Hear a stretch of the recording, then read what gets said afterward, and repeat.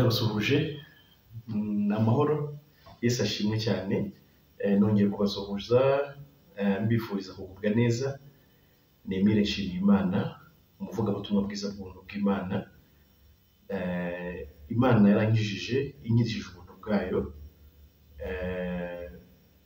imenyesha ko muri Kristo yankuyeho urubanza rw'ibyaha kuri Adamu imenyesha kandi ko muri Kristo yambabariye imenyesha ko ndi umurago w'ijuru ku bwa Yesu ko ndi umuraganwa nawe ko ndi mu isi ariko iwacu ari mu ijuru ibyo yamaye kubyizera ndi mu isi rero nzi neza ndashidikanya ko iwacu ari mu ijuru nk'uko umwana adashidikanya iwabo nanjye ariko ndashidikanya iwacu ubutumwa bwiza bwa Yohana cyangwa se bwa Yesu Kristo bwanditswe na Yohana igice cya 12 atubwira ngo icyakora bamwemeye bose bakizera izina rye yabaye ubushobozi bwo kuba abana b'Imana so umwana w'Imana rero absolument umwana w'Imana iwabo ni mu ijuru nta gihinduka iwabo ni mu ijuru ibyo nta mwana ukwiye gushidikanyaho cyakora niba ushidikanya ko uzajya mu ijuru ubu utaraba umwana w'Imana c'est sûr et certain ibyo ni ukuri kudashidikanywaho hadashingiye ku gihe umaze mu idini hadashingiye ku gihe umaze ukora imirimo y'Imana by the way nta nubwo umuntu agirwa umwana no gukora imirimo ibyo no mu buryo busanzwe bw'ababyeyi n'abana turabizi tuba dufite n'abakozi mu ngo zacu ariko umukozi ugukorera neza ntagahinduka umwana icyo tugomba kucyumva neza gukora cyane gukora byinshi kugira ngo umuntu abe umwana w'Imana kugira ngo umuntu azajye mu ijuru ni sens unique iyo ni inzira iyobeje cyane abantu ni inzira iyobya ni inzira itagera mu ijuru umuntu wese ushishikazwa no gukora byinshi azajye mu ijuru aribeshya cyane ijuru ntabwo rikorerwa ni nako channel yacu yitwa ijuru ntirikorerwa tubashimira abayikurikira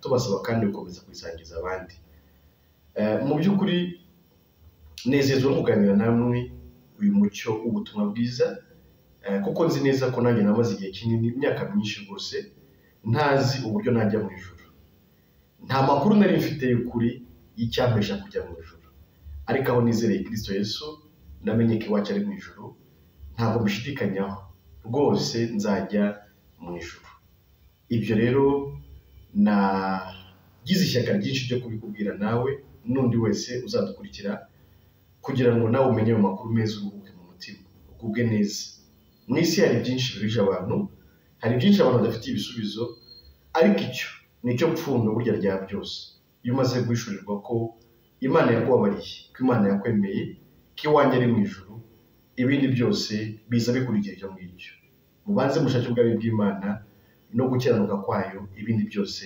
muzabyongererwa utarakora subscribe abikore uwabikoze turamushimiye kandi akomeze asangize ibi biganiro abandi bantu kugira ngo nabo bamenye ukuri babaturuwe nako reka dusome amagambo make ari mu rwandiko Paul yandikiye itorero ry'abera b'i Kolosayi tujya tubisobanura umuntu utari uwera ntabwo aba mu itorero ni rimwe rigizwe n'abera hanyuma abera baba bagiye bari ahantu hagiye hatandukanye nk'uko twagize abera b'i Kolosayi abera bo muri Efeso abera b'i Galatiya abera b'i Korinto abera b'i Filipi abera b'i Tesalonike abo bose n'abera bari bagiye batuye ahantu hatandukanye nawe waba wera rero utuye ahantu runaka ako kanya uri mu itorero ry'Imana uba witeguye ko Imana nivuga nawe uzajya mu ijuru kuba wera biguha garanti ndashidikanywaho ko iwanyu ari mu ijuru reka dusome rero mu rwandiko Paul yandikiye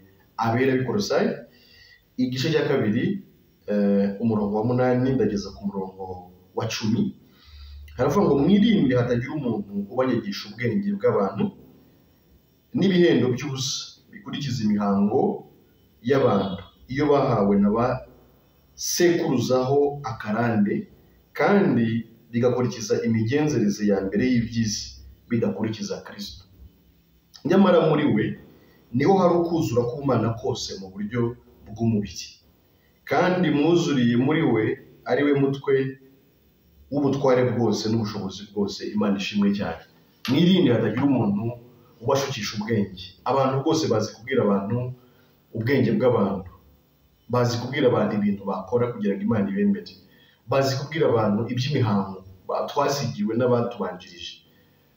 Hari amategeko Imana y'Abisirayeli, ayo mategeko rero basitaje cyane, ntibamenye icyo Imana yabahereye, ntibamenye ko ari igipimo kibapimira ko ari abanyabyaha, ntibamenye ko ari igihamya kigiye kubahamiriza ubunyabyaha bwabo, ahubwo batekereje ko bazayashobora, bamara kuyashobora bikabesha kujya mu ijuru. Ariko ntabwo ari byo, mu by'ukuri si icyo amategeko Imana yatangiye. Abantu rero barayateruye bayakura ku Bisirayeli nabo yananiye, bayatuzanaho nk'abanyamahanga tutanayahawe, batubwira ko nidukora ibi n'ibi tuzajya mu ijuru. Jamais du tout, ntabwo bishoboka. Ijuru ntiwariheshwa n'imirimo itegetswe n'amategeko. Amategeko nayo kukumenyesha gusa ko uri umunyabyaha, n'icyo Imana yayatangiye. Noneho rero mwirinde abantu bashukisha ubwenge bw'abantu, bababwira uburyo bubahiriza amasabato, babwira uburyo batanga ibya cumi, babwira uburyo mu by'ukuri basenga cyane, uburyo biyiriza ubusa, bababwira ko ibyo ngibyo byabahesha ijuru. Ntabwo ari byo. Ibyo bintu bidakurikiza Kristo. Mu yandi magambo bitavuga ko Kristo ari we wenyine uhesha ijuru, ntacyo bimaze. Ntimukabyumve, ntimukabyumvire inyigisho ziyobye. Pawulo atubwira ngo mubyirinde. Biratangaje, nyamara abantu bavuga ko abantu bagomba kwirinda abantu babwira ko bahawe ijuru muri Kristo Yesu, ko bemerewe muri Kristo Yesu. Urumva rero baragushuka, ahubwo wirinde ukubwira ikindi kitari Kristo, wirinde ukubwira ikindi cyaguhesha kwemerwa kitari muri Kristo. Kristo ngo ni nawe kuzura k'Imana mu buryo bw'umubiri, niwe wari ishusho y'Imana hano mu isi mu buryo bw'umubiri. Mu yandi magambo, Kristo ibyo yakoze yabikoze nk'Imana nubwo yari yambaye umubiri w'abantu. Mu yandi magambo, niwe wari ufite gukiranuka kw'Imana, niwe wari ufite byose by'Imana, niwe wakoze ubumana bwose, niwe wakoze ibyo utabasha gukora, niwe wakoze umwuzuro w'iby'Imana ishaka, kuko nawe yari Imana. Ibyo yabikoreye iki? Nicyo tugomba kumenya. Yabikoze kugira ngo ngewe muntu wacumuriye muri Adamu ngahinduka umunyabyaha, nkaba ntabasha kwikiza, nkaba ntabasha gukiranuka, ambonere gukiranuka. Nimwizera mpinduka umukiranutsi, numwizera nawe uhinduka umukiranutsi. Ariko umukiranutsi ubazweho gukiranuka kwande? Kwa Yesu Kristo. Utsindishirijwe nande? Na Yesu Kristo. Ube mu isi warababariwe, waremewe, uri intungane, uri umukiranutsi, uri umuntu Imana itabaraho icyaha. Amazing. Imana iratangaje, uburyo twayigomeye, uburyo twayicumuyeho, yo ubwayo ikambara umubiri wacu, ikadukiranukira, igakora byose, ariko n'urukundo rugaragarira, igakora byose yasabaga umuntu kugira ngo umuntu abe atunganye, igatungana mu cyimbo cyacu, igakora ibitunganye mu cyimbo cyacu kugira ngo ahubwo twe nitwizera ko urwo rukundo rungana gutyo yarudukunze, nitwizera ko yadukiranukiye, yaducunguye, tubarweho gukiranuka kwa Yesu Kristo, cyangwa se gukiranuka kw'Imana kwagaragariye muri Kristo Yesu. Noneho bityo tube mu isi twarababariwe, twaremewe, turi abana b'Imana. Natwe rero kandi ngo twuzuriye muri Kristo Yesu. Mu yandi magambo, umuntu arakubwira ati nukora ibi Imana izakwemera, uzaba utunganye, uzaba mwiza, uzaba umuntu Imana yemera, ariko twuzuriye muri nde? Muri Kristo Yesu. Mu yandi magambo, turuzuye muri Kristo, we lack nothing. Turuzuye ntacyo tubura, turuzuye muri we, nta kintu tudafite. Muri we ibyangombwa byose bikenewe kugira ngo umuntu ajye mu ijuru twabirongeye muri uwo nguwo. Urumva ko bitangaje, urumva ko ari ibintu byiza cyane, ahubwo ikibazo ntabwo wabimenye, wabwiwe ibindi by'ubwenge bw'abantu, ubutekinike bw'abantu, gukiranuka kw'abantu, kuzuye ibizinga ndetse kumeze nk'ubushwambagara. Nk'uko Yesaya bivuga mu gice cya 64:5 ko gukiranuka k'umuntu ari ubushwambagara bufite n'ibizinga ndetse. Ibyo nibyo bagushukije, ibyo nibyo bakubwira. Niyo mpamvu utigera wumva ko utunganye, niyo mpamvu iteka wumva ko uri umunyabyaha, nuko ushakira gukiranuka muri wowe, muri tekinike zawe nk'umuntu, mu mbaraga z'umuntu, mu bwenge bw'umuntu. Ntabwo aho ngaho ari umuntu abari umukiranutsi. Rero twabereye abakiranutsi muri Kristo Yesu, niwe wadukiranukiye, niwe waducunguye, niwe waduhaye gukiranuka kwe, kugira ngo nitumwizera twitwarire gukiranuka kwe kuzuye kutagira icyaha, tujye mu ijuru turi abakiranutsi, tubikesha Yesu Kristo. Ariko icyo ni kimwe, niba twaruzuriye muri Kristo Yesu, nabwo tugomba kumenya ko ntacyo tuburanye. Byose biri muri we, umwuzuro w'Imana uri muri Kristo Yesu. Mu yandi magambo, iby'Imana ifite byose biri muri Kristo Yesu, ubushobozi bw'Imana bwose buri muri Kristo Yesu, imbaraga z'Imana zose ziri muri Kristo Yesu, ubwenge bw'Imana bwose buri muri Kristo Yesu. Icyo bivuze ni iki? Bivuze ko nanone umuntu wamaze kwizera Kristo Yesu, umuntu utuwemo na Kristo, umuntu wahindutse umwe na Kristo, umuntu wamaze kubyarwa kwa Yesu Kristo, umwana w'Imana, umuraganwa na Kristo, ntacyo akennye, ntacyo adafite, kubera ko afite byose muri Kristo Yesu. Ni ikintu tugomba kumenya nanone, kubera ko nanone mu buryo bw'isi hari umuntu wuzuye, hari umuntu ufite byose, hari umuntu w'umukire, hari umunyabwenge, hari umuntu isi yemera, hari umuntu ukomeye mu isi, ariko muri Kristo Yesu dufitemo byose. Ubumana bwose tubufite muri Kristo Yesu, ubukire bwose tubufite muri Kristo Yesu, ubwenge bwose. Ayo magambo muze kuyasoma mu rwandiko rwa Pawulo yandikiye Abikorinto igice cya mbere umurongo wa 30 na 31, baraza kubwira ko Kristo yaduhindukiye ubwenge buva ku Mana.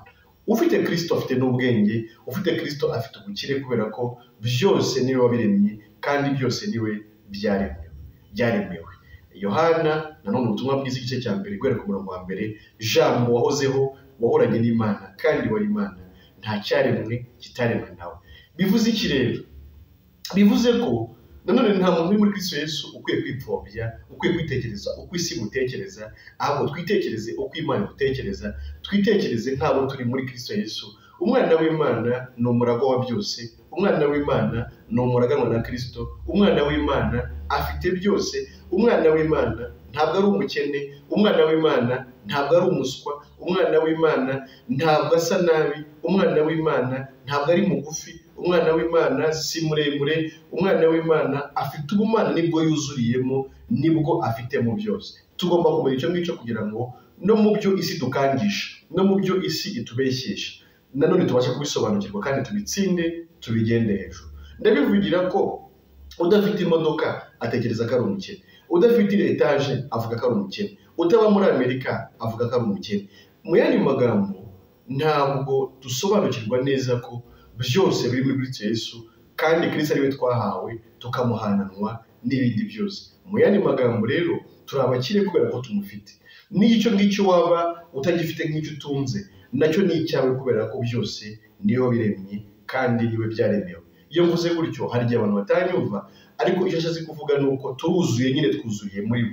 Uyu murongo niko uvuga, umurongo wa 10 twasomye mu rwandiko Pawulo yandikiye Abakolosayi mu gice cya 2, umurongo twahereye ku wa 8 tugeze ku wa 10, ariko twasoreje wa 10, kandi mwuzuriye muri we, ari we mutwe w'ubutware bwose n'ubushobozi bwose. Imana ishimwe cyane. Twuzuriye muri we, ari we mutwe w'ubutware bwose n'ubushobozi bwose. Amazing. Wari ubizi ko wuzuriye muri we? Wari ubizi ko Kristo ari we mutwe w'ubutware bwose n'ubushobozi bwose? Wari uzi ko bitagusaba kuba mwene Trump wenda, cyangwa mwene Obama, cyangwa undi muntu ukomeye ku isi kugira ngo ube umuntu ukomeye? Kandi Kristo ari we mutwe w'ubutware bwose n'ubushobozi bwose. Biratangaje kandi birakomeye, ariko tubyumve kandi tubyakire kandi tubigire ibyacu, kandi twumve neza iri jambo, tunarisobanura uko ritarimo riravuga. Ririmo riravuga ko twuzuriye muri we, ari we mutwe w'ubutware bwose n'ubushobozi bwose. Mu yandi magambo, nta butware butari munsi ya Kristo, nta bushobozi butari munsi ya Kristo. Ibyo se bivuze iki? Bivuze ko nawe niba uri muri we, nta kiri mu isi, nta n'ikiri mu ijuru, nta n'ikiri munsi y'isi kitari munsi y'ubushobozi bwawe muri Kristo Yesu. Biratangaje rero ko ari wowe uri hejuru ahubwo ya buri kimwe cyose. Birakomeye, ariko tubyumve neza. Burya gukizwa si uguhabwa ijuru gusa, nubwo kandi no guhabwa ijuru bikomeye, ariko guhabwa ijuru ni kimwe muri package nini cyane y'agakiza. Mu yandi magambo, ahubwo twahawe byose muri Kristo, kubera ko ari we mutwe w'ubutware bwose n'ubushobozi bwose. Tubeho nk'abana bafite umubyeyi kandi uri hejuru ya byose. Tubeho nk'abana bafite umubyeyi kandi ushobora byose. Tubeho nk'abana bafite umubyeyi kandi ukomeye, kandi utwara abatware bose, utwara imbaraga zose, ubushobozi bwose, ikiriho, icyabayeho ndetse n'ikizaza. Nta kiri hejuru y'imbaraga z'uwo nguwo. Uriho, wahozeho kandi uzahoraho, udapfa. Niko Uwiteka yabwiye Mose igihe yendaga kumutuma kwa Farawo. Aramubaza, ariko se nibambaza uwantumye nzabasubiza ngo iki? Aramubwira ngo uzababwire ngo ndiho niwe wagutumye. Ndiho rero bivuze ko ariho, yahozeho kandi azahoraho iteka ryose. Uwo rero niwe mutware wacu, niwe muyobozi wacu ariko ni nawe mubyeyi w'abera. Biratangaje, birakomeye, ariko tubyumve kandi tubyakire kugira ngo tubeho neza dutekaniye muri uwo nguwo. Ushobora kuba urebera ibintu mu ishusho y'isi, ntabwo uzigira ubona ko wuzuye, kubera ko nta n'imwe uzatunga ibiri mu isi byose. N'imodoka zose zo mu Rwanda ntabwo zaba izawe, ntiwabona n'aho ziparika, ntiwabona n'aho zishyira. Amazu yose yo muri Kigali ntabwo yaba yawe, ntabwo wanayaturamo yose. Ariko kumvira ibintu muri Kristo noneho urumva ko bitandukanye cyane n'ibifatika, bitandukanye cyane n'ibyo amaso areba n'ibigaragara, ahubwo ni ukwizera nyine. Kwizera rero ni ukwizera ibitagaragara ariko nk'ibiriho, ni ukwizera ibitagaragara ariko nk'ibiriho. Kwizera rero ni ikintu abantu bashobora kudevelopa, bashobora kuganiraho umwanya munini, ariko muri we dufite byose, dutungishijwe nawe, dutungishirizwe muri we, tuba bakire rwose, tuba abantu badakangwa n'iki na kiriya, batanyeganyezwa n'imiyaga ndetse n'imiraba, he kugira udushuka, he kugira utwirataho, natwe kandi twe kugira udutekereza nk'ufite icyo aturusha, kubera ko dufite byose kuko tumufite. Dufite byose muri we, twuzuriye muri we, dukomerere muri we, mu by'ukuri dutsinde indwara muri we, dutsinde ubukene muri we, dutsinde amagambo muri we, dutsinde amashyari muri we, dutsinde urwango muri we, dutsinde ubusinzi muri we, dutsinde buri kimwe cyose muri we. Twumve ko muri we mu by'ukuri turi hejuru ya buri kimwe cyose. Ikindi nyine tunatsinda ubunyacyaha muri we. Ni gute se waba uri muri we ukaba ukiri umunyabyaha? Nabyo urumva ko bidashoboka, ni uko abantu batabyumva. Ariko se nyine turi abakiranutsi muri we, ntabwo ari muri twe, ni muri we. Nk'uko turi abakire muri we, apana muri twe. Nk'uko turi abanyabwenge muri we, apana muri twe. Nk'uko dufite ububasha n'ubushobozi muri we, apana muri twe. Muri ibi biravuga ngo kwa Yesu dufite ubutware n'ubushobozi, ngo ariko ngiyo twizeye amagambo ye nk'uko yatubwiye. Urumva rero ko ni ikibazo cyo kwizera gusa, bityo umuntu akagendera mu butware no mu bushobozi. Ntabwo ari ikibazo cy'uko mfite imbunda zingaragiye cyangwa se zindindiye umutekano, si ukugira abesikoti. Nibyo Elisa yabwiye Gihazi igihe Abasiriya bari babateye, ni amagambo ari mu bami. Aramubwira ati, Gihazi aramubwira ati, ariko turatewe n'Abasiriya kandi ni ingabo nyinshi cyane zitugose zigiye kutwica. Ariko Elisa aramubwira ati, yaba Imana yari gufunguye amaso kugira ngo urebe ingabo zo mu ijuru zigendera ku magare n'amafarashi byaka umuriro zitugose. Ndashaka kuvuga rero kwizera no gufunguka amaso, tukabona iby'Imana ituvugaho, tukabona iby'Imana ivuga ko turi byo, tukabona ab'Imana ivuga ko turi bo, tukagendera muri ubwo butware bibiri tubwira ituvugaho nk'abana b'Imana. Urumva rero ko nanone kuba umukiranutsi si ukuba nk'uko abantu batekereza umukiranutsi ameze, si ibyo abantu bita abakiranutsi, ahubwo kuba umukiranutsi ni iby'Imana twita nk'abakiranutsi muri Kristo. Niba uri muri Kristo ese ni gute waba utari umukiranutsi nyine? Twabaye abanyabyaha muri Adamu, noneho tuba n'abakiranutsi muri Kristo Yesu. Ntabwo rero ari ikibazo cy'uko abantu bareba, ahubwo ni icyo Imana yatuvuzeho muri Kristo Yesu. Reka mbashimire mwe mwadukurikiye mw'iyi minota tufashe yo kuganira namwe. Twizera ko mwungutse, mwafashijwe. Twizera ko hari level muri kuzamukaho kubwira ijambo ry'ubutumwa bwiza. Tugira WhatsApp group ku bashaka kwijyaho, ni 0784 45 niyo nimero mwakwandikira kuri WhatsApp, tukabashyira kuri WhatsApp group. Ku abantu bashaka kwijyaho rwose ni karibu, kugira ngo mukomeze mwunguke, mukomeze mukurikira ibiganiro, mukomeze mukuzwe mukuriye muri Kristo Yesu kandi mugujijwe n'ijambo ry'Imana. Imigisha Imana rero itwaturaho, imigisha Imana itanga ikomeze kukubaho, ndetse ibe kuri mwe mwese abera none n'iteka ryose. Amen.